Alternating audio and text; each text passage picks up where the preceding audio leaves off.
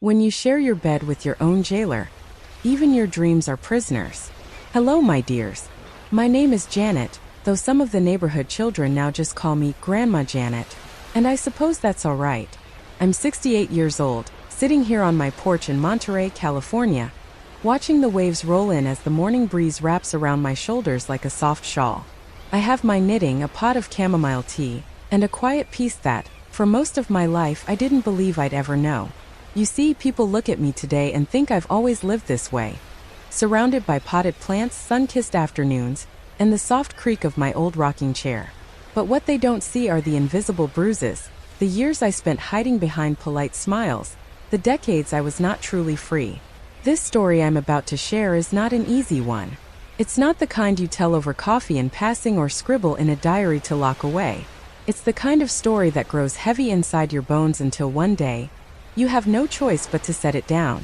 Not because it's painless to tell, but because it's powerful to finally speak. I was once a woman who thought love meant obedience. That being a good wife meant shrinking, silencing, surrendering. I believed what I was told. That safety came from staying quiet, that loyalty came before self-worth, and that pain was just part of the deal. For 37 years, I smiled in public while bleeding inside. I raised a daughter in a house where the air was thick with tension. I cooked, cleaned, obeyed, endured. And like so many women before and after me, I told myself, it could be worse, or at least he provides. Or maybe if I just try a little harder, he'll change. He didn't. But I did. This is not a tale of a victim. It is the testimony of a woman who clawed her way back to the light. A woman who found courage in a teacup, freedom in a Sunday afternoon, and strength in the hands of her daughter, and the voices of strangers who became sisters. Over the next hour, I will take you through the crooked, heartbreaking, and healing journey of my life, from East Oakland to a truck bed headed toward San Diego, from whispers of rebellion to shouts of justice, from trembling hands to strong arms that now hold my grandchildren. If this story touches you, I ask you to stay with me. Lean in. Maybe you've lived a chapter like mine, or maybe someone you love is still trapped in hers. Either way, I hope you walk away from this with more understanding, more compassion, and above all, the belief that it is never too late to start over. So make yourself a cup of tea, dear. Sit back. Let me tell you a story not just of pain, but of survival, of rebirth, and of the quiet, powerful garden that can grow in even the darkest places. Because if you're breathing, my darling, you are not done blooming. They say some prisons are made of concrete and steel, but the most dangerous ones are built from roses, sweet words, and promises. I was 17 the first time I met James. It was a warm 4th of July evening in East Oakland, fireworks dancing above the rooftops and laughter spilling out onto the streets. I still remember the way the sparklers lit up the night like dreams waiting to be wished on. I was wearing a hand-me-down dress and sandals 2 sizes too big, but I felt beautiful, young and full of hopes too fragile to name. He was older, 28, with pressed slacks, a confident smile, and green eyes that seemed to cut through the noise of the crowd straight to me. He said I was different, said I had grace in the way I walked, wisdom in my silence. I didn't know back then that predators often disguise obsession as admiration. James courted me quickly. Flowers on the porch, long walks in the evening, his arm always firmly around my shoulders like a claim. He opened doors for me, called me my girl, and always made sure my parents knew he was a good man. And in many ways, by the standards of our time, he was. He had a job security guard at a bank downtown, attended church every Sunday, paid for dinner without complaint. My parents were impressed. My girlfriends were jealous. And I was swept away. We married just 6 months later in a small neighborhood church. My mother stitched my wedding dress by hand, and I still remember the way she cried as she buttoned the back. Her baby girl becoming someone's wife. The reception was in my parents' backyard, with lemonade and pound cake and a second-hand record player playing Marvin Gaye on loop. It was the kind of simple, quiet joy that most girls in our neighborhood dreamed of. But something changed the night of our wedding. We were dancing under the string lights when James leaned close and whispered into my ear, "Now you're mine. Forever." At the time, it felt romantic, possessive, yes, but in a way I thought meant passion. I'd grown up watching women in my life being claimed like property and told that meant they were loved. So I didn't flinch. I didn't see the red flag waving right in front of me. Our house was modest. A two-story in East Oakland, small but solid. James reminded me often that he'd bought it with his savings, that it was better than anything my father could have afforded. You live like a queen, he'd say. Don't forget that. But I wasn't a queen. I was a prisoner dressed in pearls and politeness. The chains came slowly, disguised as care. He wanted to know where I went, who I talked to, what I wore. It's not jealousy, sweetheart. It's protection, he'd say. The world is dangerous. When I wanted to visit my best friend, he'd shake his head. She talks too much. Not good for a married woman. When I called my mother too often, he'd frown. You've got a new family now. I should be all you need. And gradually my world shrank. First I didn't notice. I still had the keys to the front door. I still had my name. I still wore lipstick on Sundays. But inside the light dimmed. I began second-guessing every word I said. I looked over my shoulder more than I looked forward. I stopped laughing the way I used to, open, loud, unafraid.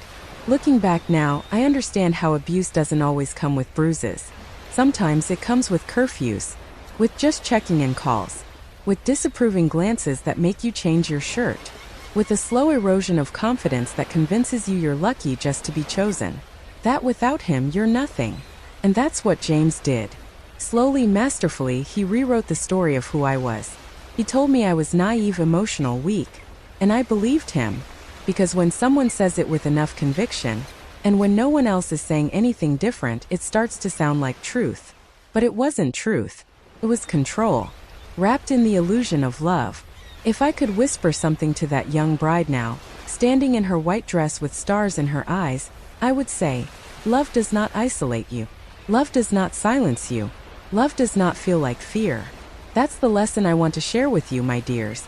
The first chains never look like chains. They look like devotion, like safety, like home. Until one day you realize the walls have no windows, and the lock was never in your hands. But we're just getting started.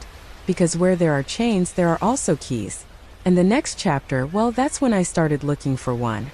Shall we keep going? They say you can't fake a real smile. But let me tell you something. When your survival depends on it, you learn. There's a photo I keep tucked in an old tin box at the back of my closet. It's yellowed now, curling at the edges. In it, I'm standing in the backyard of our house in East Oakland, next to James, holding baby Marina in my arms. I'm smiling wide, teeth showing, eyes bright. I look like a happy young wife, a glowing new mother. But every time I look at it, I feel sick. Because that smile wasn't mine. It was a mask I had learned to wear to survive. By that point, I had already spent nearly 2 years in silence. My world had narrowed to kitchen tiles, dirty diapers, whispered apologies, and the sound of James's keys in the lock. I smiled in photos at church with neighbors because that's what good wives do. They smile. They don't let people see the cracks. But the truth? I was disappearing. James had a way of smiling in public that fooled everyone. He knew how to shake hands, how to compliment old ladies at the market, how to charm the pastor's wife. People called him such a gentleman, a devoted husband, a pillar of the community. I remember one time at church potluck, a woman leaned over to me and said, "You're so lucky, Janet. He just dotes on you." And I nodded, smiled, thanked her while inside, my hands clenched so hard my nails left half moons in my palms. Because just that morning, James had slammed my head against the bathroom door for asking if we could use the good towels for guests. But no one knew. That was the power of the smile. There were days I truly believed it was all my fault. If I just kept the house cleaner, if I didn't talk back, if I cooked dinner on time, if I wore the right dress, maybe the shouting would stop. Maybe he'd touch me with tenderness again. Maybe the man I married was still in there somewhere, under the rage. That's the most twisted part. You start blaming yourself for the pain he causes. And when you smile for the outside world, it only reinforces the lie. Sometimes James would look at me and say, "See how good you've got it? Look at all I've given you." And I'd smile and nod because arguing would cost me something I couldn't afford. I started calling it the performance. A daily play where I was the obedient wife, the cheerful neighbor, the polite daughter-in-law. Every gesture rehearsed. Every laugh calculated. The only time I felt free was in the early mornings just before sunrise. I'd sit by the kitchen window with my coffee, the world still dark and quiet. That was when I let my real face relax. No smile. No mask. just the woman beneath it all, clinging to the tiniest thread of hope. And then one morning something happened that changed everything. James's mother, Eleanor, had stopped by early to bring groceries. She was cold and sharp, always loyal to her son, always suspicious of me. But that day she forgot something on the kitchen counter. Her purse. When I went to return it, I noticed something poking out from the side zipper. A photograph. It was James, around age 10, standing next to a man I had never seen. A man with the same green eyes and a cruel, twisted smile. When Eleanor saw me holding it, she snatched it from my hands. Her eyes flickered, not with anger but with something closer to fear. "He was a difficult boy," she muttered. "Just like his father." It was the first time I realized. This cycle didn't start with me. James wasn't born violent, but he had been shaped by it. Molded by silence like I was now. That doesn't excuse what he did. But it helped me understand. If I didn't break the cycle, Marina might grow up thinking this was normal. That love comes with fear. That smiles are lies. That pain should be hidden behind perfect pictures. That night, as Marina slept beside me, I made her a silent promise. I wouldn't let her learn how to fake a smile like mine. Not from me. And that's when the smile in the photo started haunting me. Because sometimes it's not the bruises that break you. It's the lies you tell with your eyes. It's the smile that shouldn't have been there. If you've ever seen a woman smile in a photo, but something in your gut told you it didn't reach her eyes, trust that instinct. Behind that smile, there might be 1,000 silent screams. And so, my dear ones, we continue. Next came the slow unraveling, the first secret steps I took toward reclaiming myself, though I didn't yet know where they would lead. It began with something small. Something most people wouldn't notice. But for me it was everything. If someone had told me in the beginning that I was being groomed, I would have laughed nervously and said, "He's just protective." Because it didn't start with a slap. It started with a hand on my lower back when other men were around. They call it grooming now, the gradual manipulation that makes you doubt your instincts and confuse control for love. But when you're living it, it doesn't have a name. It just feels like someone caring a little too much. I remember the first time James got upset over something small. We were just dating then. I had been late to meet him at a diner downtown. Buses were running behind, and I'd stopped to help an old woman carry groceries across the street. When I finally arrived, cheeks flushed and breathless, he didn't smile. He took my hand firmly, leaned in close, and whispered, "I was worried. Don't ever make me feel like that again." It wasn't what he said, it was how he said it. Gentle, intimate, like a lover claiming his prize. My stomach fluttered, not with fear, but something I mistook for importance. He cares. I matter. That's what I told myself. But that was the first seed. It bloomed slowly. He began correcting how I dressed. "That blouse is too low," he'd say. "You don't need that much attention." I'd blush, feeling ashamed. Not because I thought I'd done something wrong, but because I didn't want to disappoint him. After all, isn't it nice to have a man who wants to protect you? He started asking me to call him during my breaks. "Just so I know you're okay." First it felt romantic. He cared about my safety. But soon missing a call meant accusations. "Were you really working late? Or talking to someone else?" I'd scramble for proof, receipts, phone logs, anything to clear my name like a criminal on trial for a crime I never committed. The isolation came next. "Your friend Carla talks too much," he'd say one day. "I don't trust her. Your cousin Lizzie always puts ideas in your head."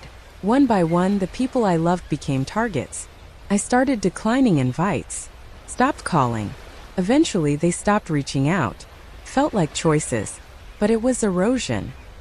He chipped away at the life I had before him, until he became the only voice in the room. Until his version of reality became the one I accepted. There's a myth that abuse is always loud, violent, full of rage. But sometimes it's a quiet lullaby that puts you to sleep while stealing your freedom. He opened doors, paid bills, told me what was best. He was the man everyone admired, and I was the lucky girl. That's how grooming works. It's layered in love. Feels like safety, like devotion, until it tightens like a noose. I remember a Sunday afternoon when I baked James's favorite lemon cake. I'd worn a new floral apron Marina had gifted me with her school art project. He walked in, kissed my cheek and said, "That's my good little wife." 5 words. But they landed with weight. Because by then, I knew what came with being good. It meant never questioning him, never saying no, never stepping out of line.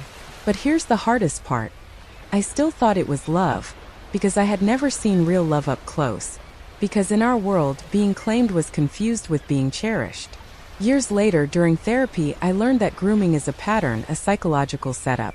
It begins with idealization, builds with subtle control, then shifts into coercion, and finally domination. But by the time the abuse is visible, your sense of self has been dismantled piece by piece. James didn't start as a monster. He started as the man who opened my car door and brought me roses. He became a monster slowly, and taught me how to smile through it. And grooming isn't just about the abuser. It's about a culture that lets it happen. A culture that says, "He's just jealous because he loves you." Or "That's just how men are." But that's not love. Love isn't a leash. It's not surveillance. It doesn't shrink your world. Looking back, the signs were everywhere.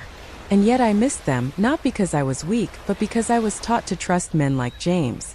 Because we don't teach girls how to recognize manipulation hidden behind compliments. The smile that shouldn't have been there. Now I see where it began. It was born the day I stopped trusting my gut and started trusting his voice over mine. If there's a lesson in this chapter, it's this. Real love empowers. Doesn't imprison.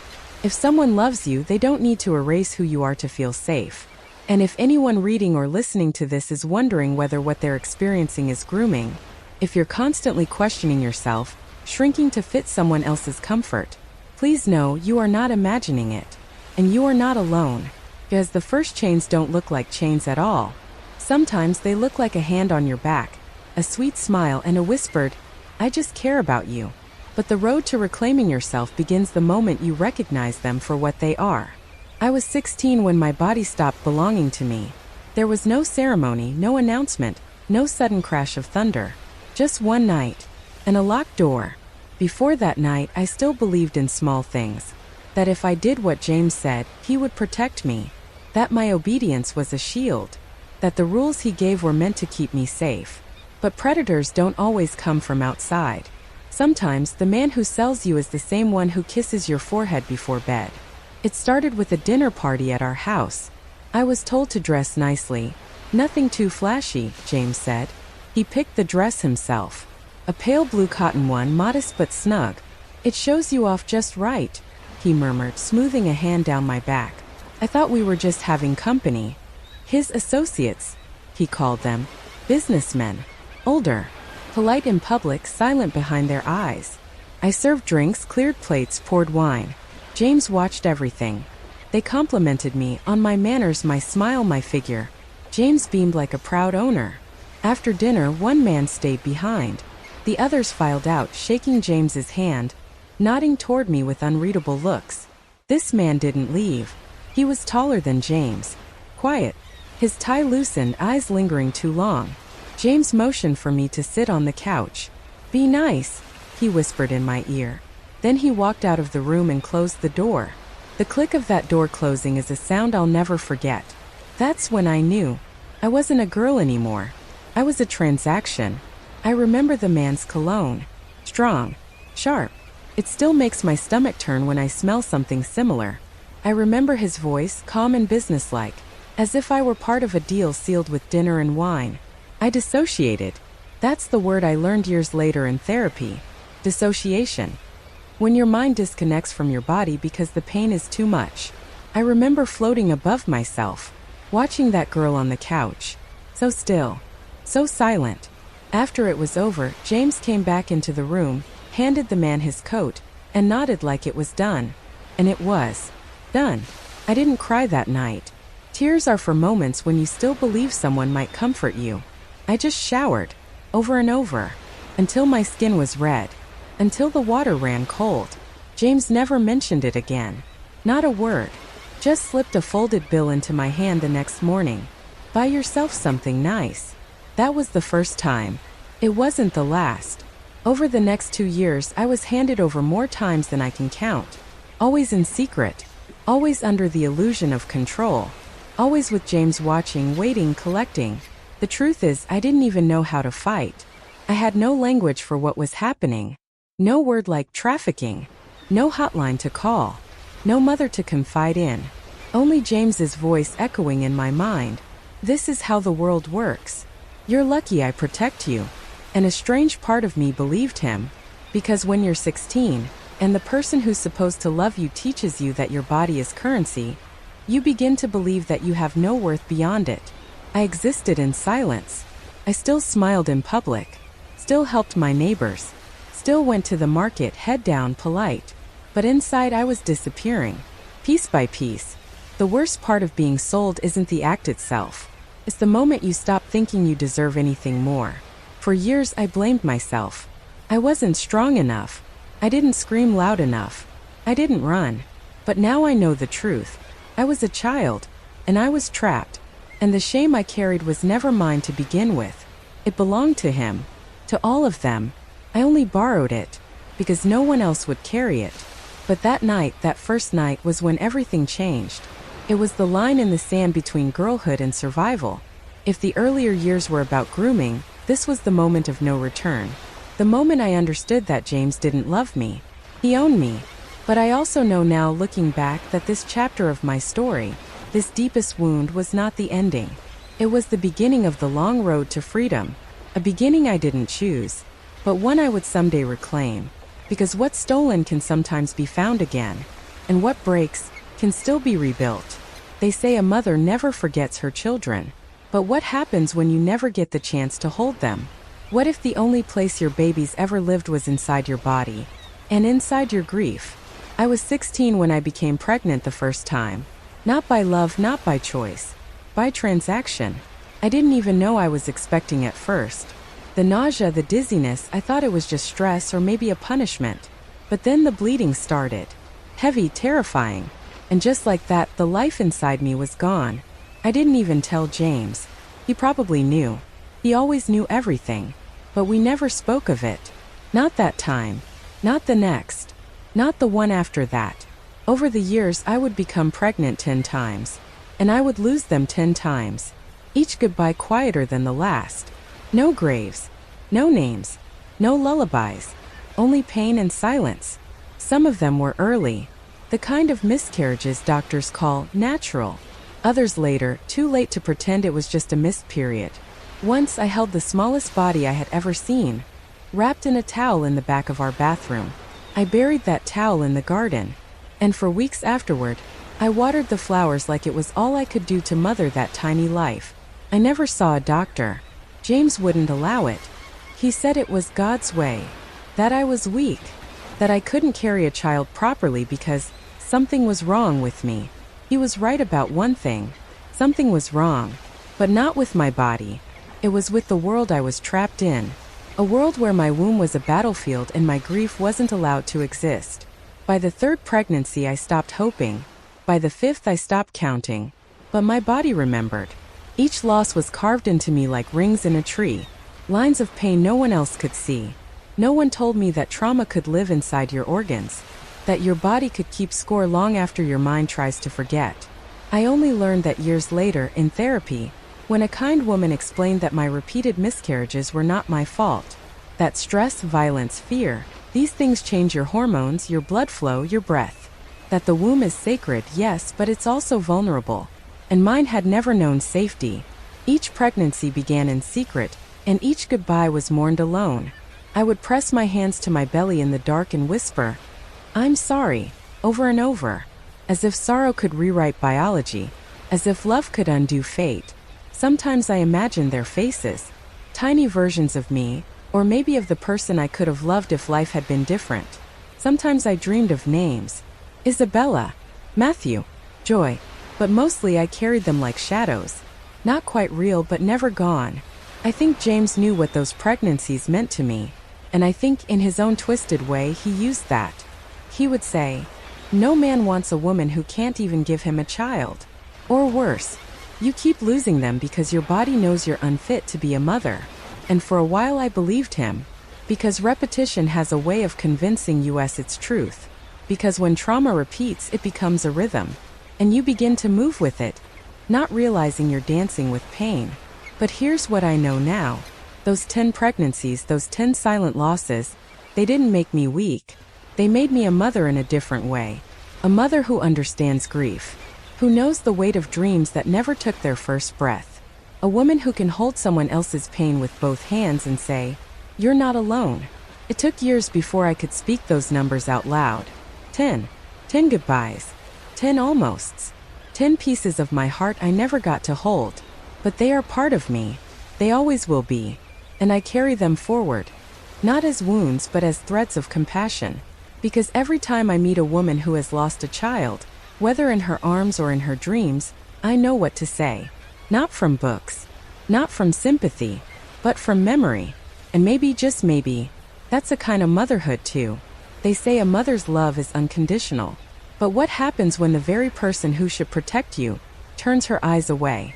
My mother, Irene, was never cruel. Not in the obvious ways. She didn't slap or scream. She didn't lock doors or raise belts. Her violence came in the form of silence. And that silence, I've come to learn, can wound deeper than a fist. Growing up, I never doubted my mother loved me. She worked hard. Hands always red and cracked from cleaning other people's homes. She sang while she cooked. She kissed me goodnight. But she also looked away. Again and again. Until I learned that pain in our house was something to be endured, not confronted. The first time James yelled at me in front of her. Really yelled. Calling me names no man should ever say to a woman, I looked at my mother expecting something. A word. A glance. A hand on my shoulder. But she just stood there. Her eyes fixed on the floor. Her mouth tight. As if holding in every sentence she didn't dare say. Later, when I asked her, "Why didn't you say anything?" she answered simply, "It's not my place." And maybe that was the beginning. The moment I realized I was truly on my own. When I miscarried in my parents' house, quietly in the guest bathroom, blood soaking the towels, I told her. Not because I wanted comfort, but because I didn't know what else to do. She washed the towels, threw out the evidence, and made me soup. She didn't say, "I'm sorry." She didn't say, "You'll get through this." She just asked if James knew. And when I shook my head, she nodded and said, "Best keep it that way." It took me years to name what I felt, betrayal. But it wasn't simple. Because how do you blame the woman who gave you life for not knowing how to protect it? I don't believe my mother was evil. I believe she was broken. Raised in a time when a woman's silence was a form of survival. When endurance was mistaken for strength. Her father was violent. Her husband, my father, was stern, cold, more shadow than man. She had learned that being quiet kept her safe. So she passed that lesson on to me, not out of cruelty, but out of fear. Still, knowing that doesn't erase the sting. When I told her James had started pushing me, just a little, just when he was angry, she looked at me with tired eyes and said, "At least he doesn't drink." When I said he'd grabbed my wrist hard enough to bruise, she replied, "All men get angry."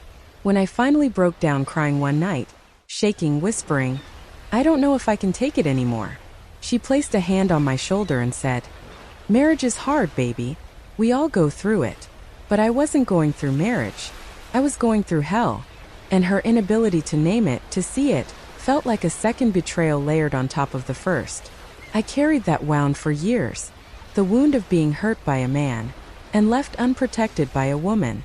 And then years later, long after I had escaped, long after I had built something new, I stood in my mother's hospital room as she drifted between pain and morphine. Her hands, once so quick and capable, now soft and thin against mine. She looked at me and said something I will never forget. Softly, almost afraid of the words. "I knew you were hurting. I just didn't know how to help. I thought if I ignored it, maybe it wouldn't be real." I didn't cry then. I just nodded.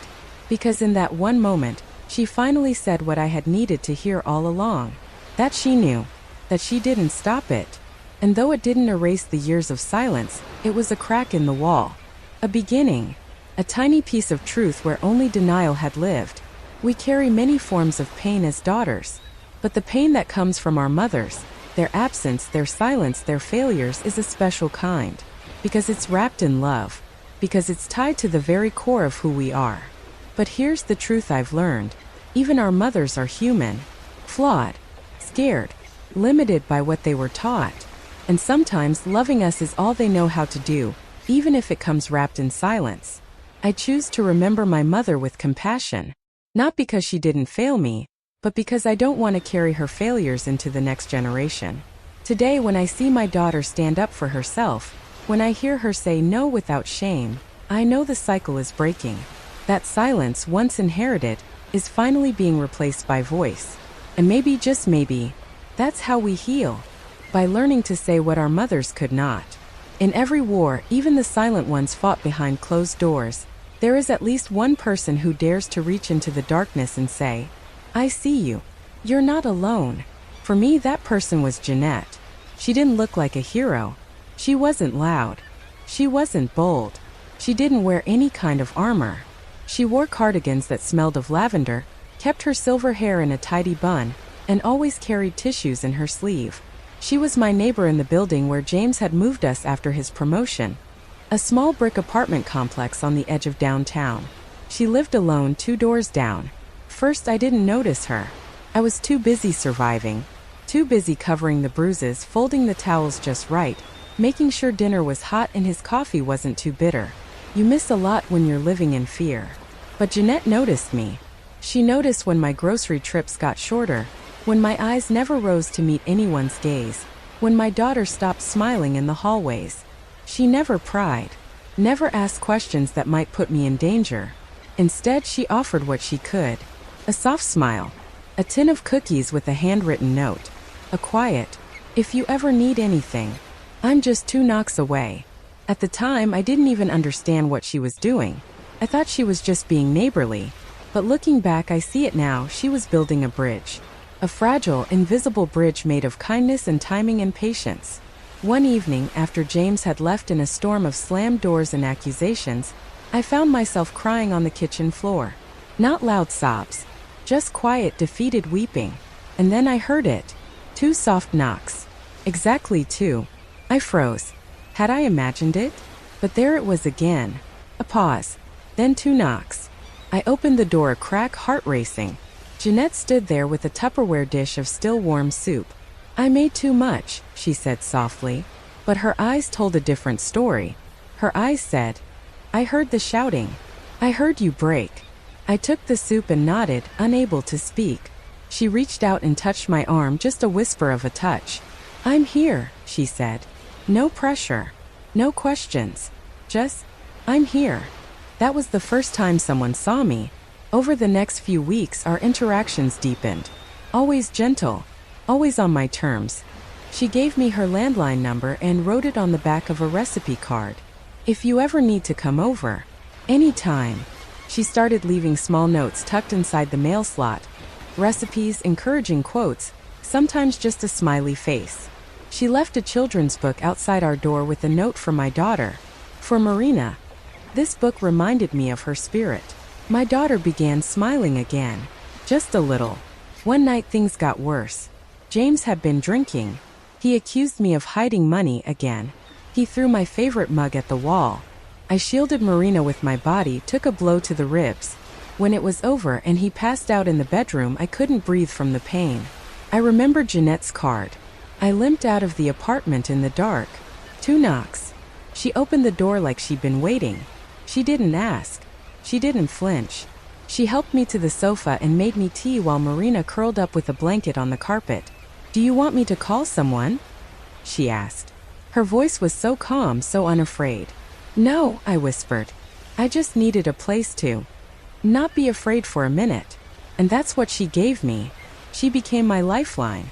Whenever James was away, Marina and I would spend quiet hours at her apartment. She taught me how to knit. She taught Marina how to bake muffins. She reminded me what safety felt like. She never judged me for staying, never pushed, but she planted seeds. Courage doesn't always roar, she told me one day as she bandaged a bruise on my arm. Sometimes it's the whisper that says, "I'll try again tomorrow." Jeanette had once been in a similar marriage. She didn't talk about it much, but the way she gently touched my shoulder when I trembled told me she understood. When the day finally came, when I decided to run, she was ready. She helped me pack a small bag. She hid Marina and me in her apartment until the bus came. She gave me a note as I left. One day you'll do this for someone else. That's how we heal. One woman at a time. I never saw Jeanette again after we fled, but I carry her with me. In the way I show up for other women. In the way I listen without judgment. In the way I smile gently when I see the same fear I once carried. Because of her I survived. Because of her I learned that one ally, even a quiet one, can be the difference between despair and escape. She wasn't loud. She wasn't famous. But Jeanette was my hero. And if you're listening to this now, wondering if you're strong enough, brave enough, worthy enough to break free, know this: you don't have to do it alone. Sometimes the quietest hand becomes the loudest hope. When people hear the word ledger, they imagine tidy rows of numbers, neat columns of profit and loss. But mine, my ledger, was messier. It wasn't kept in a notebook or on a screen. It lived inside me, etched in scars, counted in tears, filed in silences that stretched too long. I didn't even know I was keeping one at first. But when you endure something long enough, your body remembers, even when your mind tries to forget. Every man, every date, every excuse James gave, every lie I had to tell Marina when she saw bruises or overheard things she shouldn't have. Kept it all. At the time, I didn't know it would one day save me.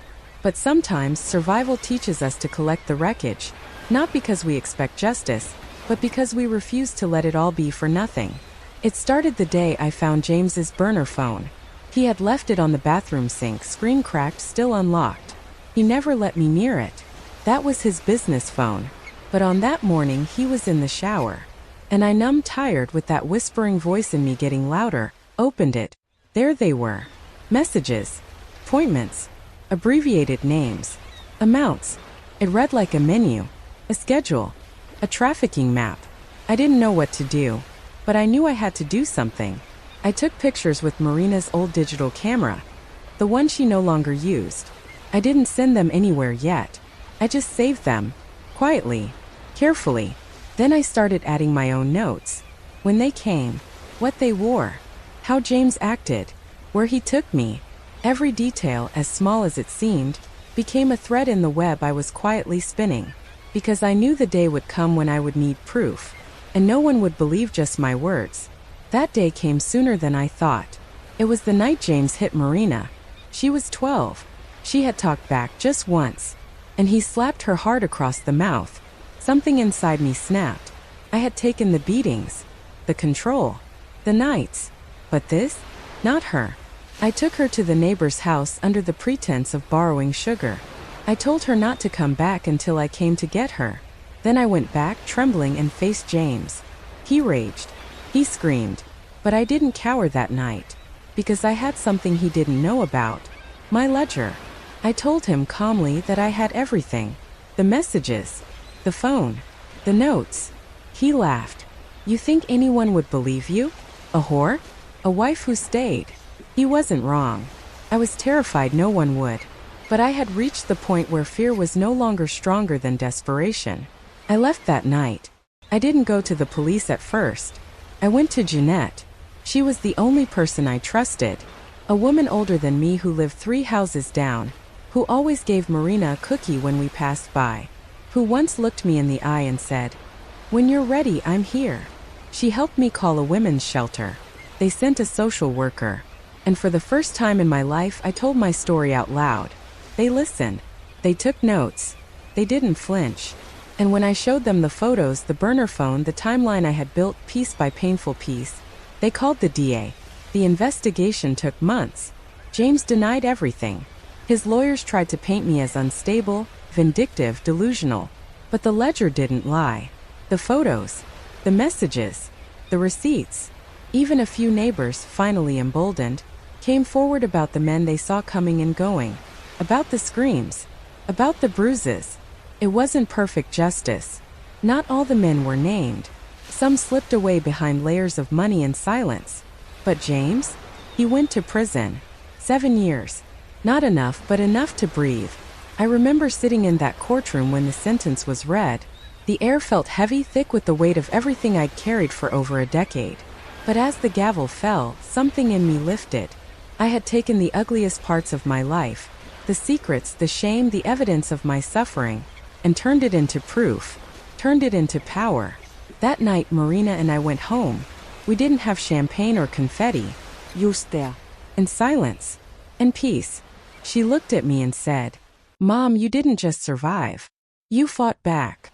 And maybe for the first time I believed it too. A small lesson, if you'll allow me. If you're in the dark right now, keep record. Not out of revenge, but out of truth. Because truth, when gathered and held tight, can become a sword. And one day when you're ready, it will cut through the silence. And when it does, the world will finally hear your side of the story. Sometimes the person who saves you doesn't come riding a white horse or breaking down the door. Sometimes she just knocks softly and brings you a casserole. That's how I met Laura. She was my neighbor in the small, battered apartment complex where Marina and I first landed after we left the shelter. It wasn't much. Peeling paint, creaky stairs, the faint smell of someone else's cooking seeping through thin walls, but it was ours. For the first time in years, no one slammed the door behind me.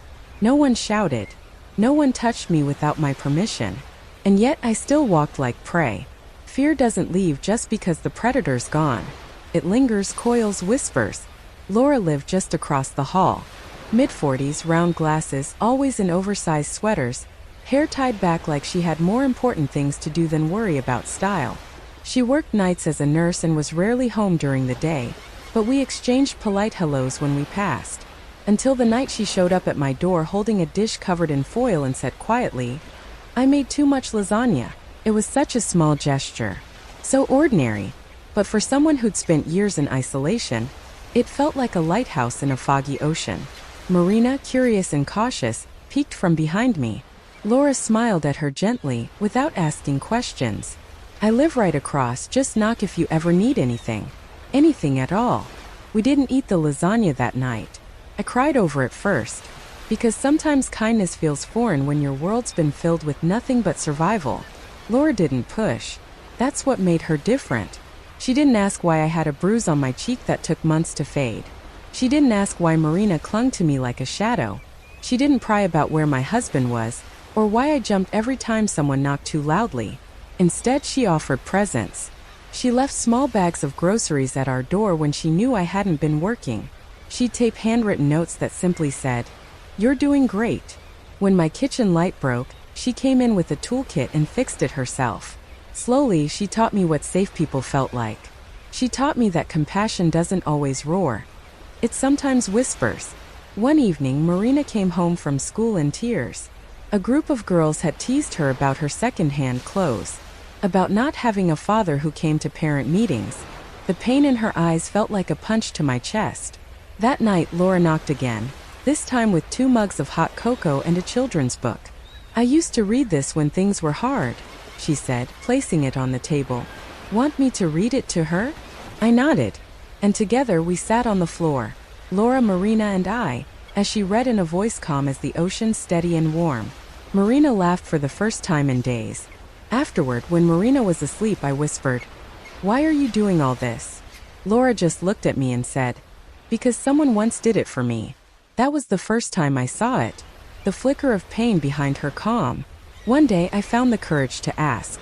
Over tea in her cluttered kitchen, I asked, "Was there someone like James in your life too?" She nodded.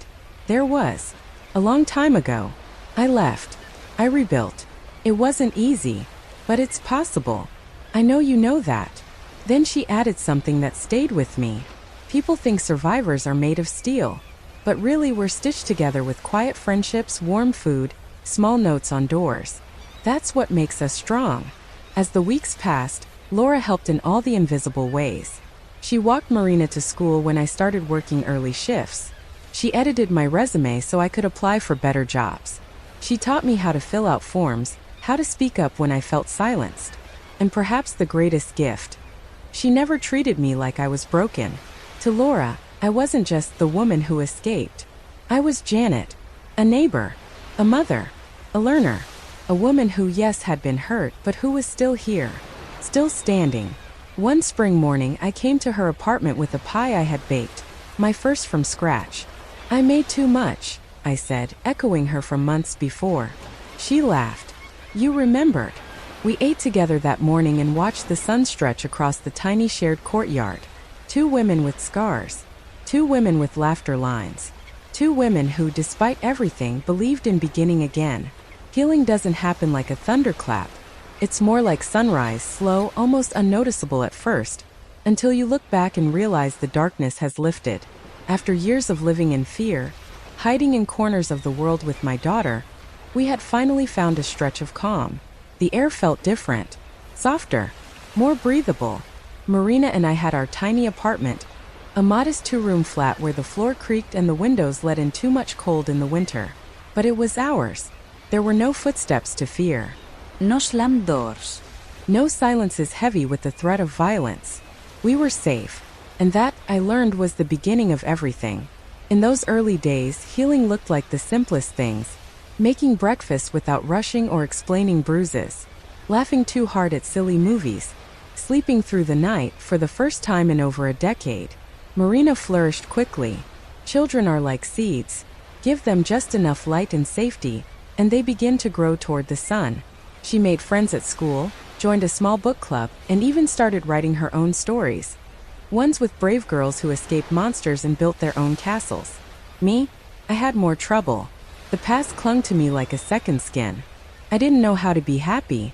I didn't know how to trust that the world wouldn't shatter again. But healing isn't linear. Some days you dance in your kitchen. Other days you hide under the covers. Both are part of the journey. It was during this time that I met Michael. Not through a romantic movie moment. No, we met at the hardware store when I couldn't figure out how to fix a leaking sink. He was kind, patient, showed me how to use plumber's tape, handed me a YouTube video recommendation, and left without asking for my number. That was a first. A man who offered help without expectation. Over the next few weeks, we crossed paths again. The corner grocery store. The local library. Eventually, we sat for coffee. Then again. Then again.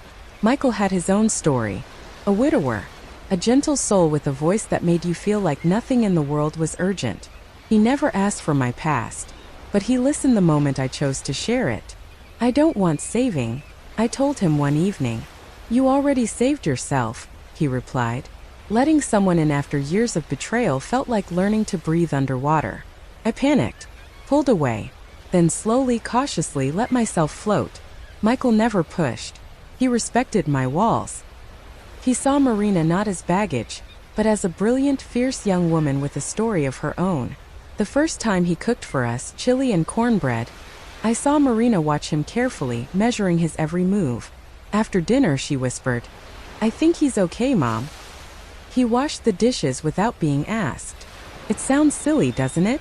But in homes filled with trauma, love often shows up in the quietest details. We didn't rush. Love after trauma isn't a firework. It's a candle you protect from the wind. It took 2 years of cautious steps, therapy sessions, late-night conversations, and countless small moments before we blended our lives. Not a replacement family. A new one. One built with intention, not fear. When we moved into a small house on the edge of town, with a backyard and 2 mismatched rocking chairs on the porch, I cried for an hour on the bathroom floor. Not from sadness, from awe. This was what healing looked like, a messy, beautiful, real life. Michael never tried to be Marina's father. He became her supporter, her cheerleader, her bonus adult, as she jokingly called him. And when she got accepted to her first-choice college, it was Michael who planned the celebration. "You did that," he told me quietly, watching her dance around the living room with her acceptance letter. "You gave her wings." I didn't respond. I couldn't. I just held his hand and let the joy settle in my chest like warm tea. Healing also meant finding purpose. I began volunteering at a local women's shelter. Just a few hours a week. Listening. Holding hands.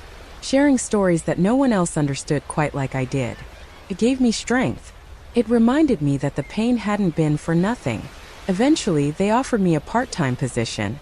Later, a full-time one. I wasn't just rebuilding my life. I was building ladders for others to climb out, too. If there's a lesson in this chapter, it's this. Healing doesn't mean forgetting. It means regrowing. It means giving yourself permission to feel joy again. To trust again. To build something new, not because the past didn't matter, but because you do. One quiet Sunday afternoon, Marina curled up next to me on the porch swing and said, "You're not just my mom. You're my safe place." I think that's when I knew. I had done it. We had reclaimed our lives, not by erasing the past, but by writing a new story over it, one word, one smile, one quiet act of love at a time. Some wounds never close. They don't bleed anymore, but they hum beneath the surface like a distant song, one that only you can hear. I had spent so many years moving forward that I didn't expect the past to catch up with me in the form of a letter. It was a Wednesday, one of those ordinary mornings where the most exciting thing on the agenda was grocery shopping and folding laundry. The mail arrived like usual, a few flyers, a bill, a coupon booklet, and then tucked in between it all, an envelope with no return address. My name was written in neat cursive. Handwritten. Deliberate.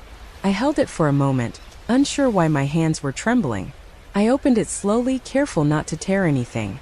Inside, one page folded once, and a photo. A black and white photograph of a baby girl, no older than a few days, wrapped in a hospital blanket. Her eyes closed, a tiny mouth pursed in sleep. The letter was short, just a few sentences. Her name is Emma. She was born in March 1981. She was adopted by a family in Idaho. They named her after the nurse who stayed with her the first night. I thought you should know. No signature. I sat on the kitchen floor, letter in one hand, photo in the other, heart in my throat. Emma, one of the 10 goodbyes. 4 years, the memories of those pregnancies came to me like waves, sudden crashing, then pulling back before I could catch my breath. I never got to hold most of them. I never got names, only dates, hospital rooms, silent hallways. But now Emma, a name, a childhood grown. Suddenly, that part of me I'd buried so deep, too painful, too unresolved, had a face, and a possibility. I didn't know what to do. Should I find her? Reach out? Leave it alone? I brought the letter to my therapist the next day. Closure doesn't always mean contact, she said gently. Sometimes it means finally letting something be real. I nodded, holding back tears. She was right. I didn't need to find Emma to feel connected to her. Just knowing she had a name, a life, a beginning not written in pain, that was a kind of peace I'd never had before. That night I lit a candle. I placed the photograph next to it. I whispered her name, Emma. For each of the 10, I whispered whatever I could remember. Dates, seasons, the color of the hospital curtains, the names I'd once dreamed of giving them in secret. Then I said goodbye. Not out of grief this time, but from love. A goodbye that wasn't about losing, but about releasing. The next morning, Marina noticed the candle still flickering. "What's this, Mom?" I looked at her, unsure whether to share. Then I did. Everything. About the letter. About Emma. About the photo. She listened in silence, her eyes misting. When I finished, she walked over and took my hand. "You've carried so much alone," she whispered. "But you're not alone anymore." A few weeks later, Marina gave me a gift. It was a small bracelet, handmade. On it were 10 delicate beads, each a different color. "One for each goodbye," she said. "And one extra bead in the center. That one's for you, because you're still here." I wear it every day, not as a reminder of loss, but of survival, of memory, of motherhood in all its unspoken forms. Peace, I've learned, doesn't come in grand gestures. It comes in handwritten letters, in conversations you never thought you'd be ready for, in bracelets made by daughters who see you more clearly than you ever saw yourself. It comes when you stop punishing yourself for what wasn't your fault, and when you let the past sit beside you instead of chasing you. That letter gave me no reunion. No fairy tale ending. But it gave me something I never thought I'd receive from that chapter of my life. A name, and through it recognition, of what I endured, of what I gave, of what I lost. It allowed me to tell the full story, not just the pain but the love too, because love was always there. Even if I had no name to attach it to, it lived in me. Quiet, steady, unbreakable. Later that year, I returned to the hospital where I had given birth to Emma. The building had changed. The staff, the paint on the walls, the furniture. But as I stood in the hallway outside the old maternity ward, I felt it, myself at 16, frightened, alone, but full of love. I closed my eyes. I whispered, "Thank you," to her, to the nurse, to the universe, for letting me know she existed. And as I turned to leave, I felt lighter. Not because the weight was gone, but because it was now shared. With Marina, with Emma, with all 10, with the woman I had become, with the life I was still choosing every single day. I never imagined peace would smell like lavender. Not the kind from perfume bottles, but the real kind, sun-warmed, growing wild in a small patch of garden behind a rented cottage in Monterey. It's where I sit most mornings now, wrapped in my shawl with a cup of coffee and my thoughts. It's quiet here, except for the birds and the wind. And in this quiet, I've found something I never thought I'd have. Redemption. Not the flashy kind you see in movies, with courtroom victories or public applause. Mine came slowly, over years of hard conversations, small acts of courage, and the unwavering love of those who walked beside me. There is a myth that says survivors become strong because they had to. But I don't think strength was what saved me. It was tenderness. The way Marina used to brush my hair when I was too tired to move. The way Dorothy stood by me when I had nothing to give. The way strangers at the market formed a wall between me and the man who once tried to destroy me. Those quiet gestures, each one was a seed. And this life, this peace, is the garden they grew into. I named that garden Simone's Peace. Yes, I gave myself a name. Janet was the name he used to yell. The name I signed on desperate letters, cried into pillows with. But Simone, that's the name I gave myself after I was free. It means one who hears. Because I do. I hear women now. I hear their silence before their words come. I hear the fear in their laugh, the strength in their tears. And I answer not with advice but with presence. I became a mentor, a speaker, a quiet listener. I worked for years in shelters, then started my own small retreat space, where women could come for a weekend and breathe. Just breathe. Sometimes that's the first miracle. One day Marina asked me, "What do you want people to remember about you?" I thought about it for a long time, and then I answered, that I stayed kind. Not untouched, not unscarred, but kind. That even after all the breaking, I still chose to love. I still chose to believe in people. I still planted flowers. I still laughed, really laughed. Because choosing joy after pain?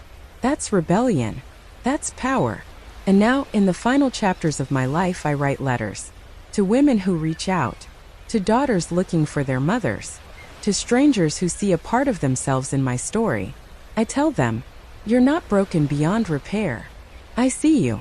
You're not alone.